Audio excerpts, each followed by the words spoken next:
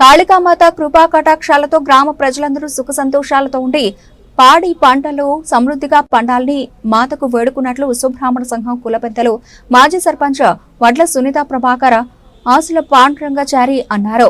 బుధవారం నాడు మండల కేంద్రమైన కొల్చారం గ్రామంలో ఉగాది వేడుకల్లో భాగంగా విశ్వబ్రాహ్మణులు తమ పనిముట్లను అమ్మవారి సన్నిధిలోంచి ప్రత్యేక పూజలు చేశారు. అనంతరం నిర్వహించిన కాళికామాత చావ ఊరేగింపు అత్యంత భక్తి శ్రద్ధలతో కన్నుల పండుగగా నిర్వహించారు.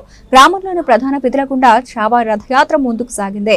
దారి పొడవునా భక్తుల ఆధ్యాత్మిక కార్యక్రమాలు భజనలతో ఊరేగింపు నిర్వహించారు. భక్తులు పెద్ద ఎత్తున తరలివచ్చి మొక్కులు చెల్లించుకున్నారు. స్థానిక చెరువులో కాళికామాత విగ్రహానికి స్నానం ఆచరించి అనంతరం ఆలయంలో కాళికామాత విగ్రహాన్ని ప్రతిష్ఠించారు. కార్యక్రమంలో కృష్ణమూర్తి, నరసింహులు, పాండురంగాచారి, శంకరయ్య, రాజు, బ్రహ్మయ్య, సిద్ధయ్య, ఎల్లయ్య, శ్రీనివాస్ తదితరులు పాల్గొన్నారు.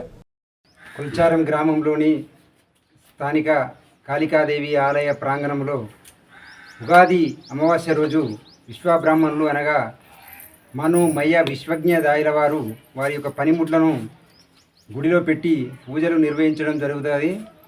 అందులో భాగంగానే తెల్లారి గ్రామ దేవతలందరినీ కూడా బల్ల ఊరేగింపు జరుపుకొని అందులో భాగంగానే ఈరోజు శావా కార్యక్రమం నిర్వహించడం జరిగింది.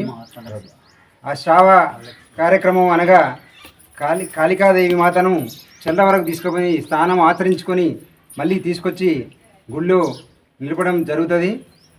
మరి ఈ సందర్భంగా మరి కాళికాదేవి మాతను కోరుకున్నది ఏమిటంటే గ్రామంలోని ప్రజానికానంతా కూడా పాడి పంటలు సమృద్ధిగా పండి సుఖ సంతోషాలతో ఉంచి వారికి ఐశ్వర్యాలు ప్రసాదించాలని చెప్పి ఈ సందర్భంగా మరి కాళికామాతను కోరుకోవడం జరిగింది.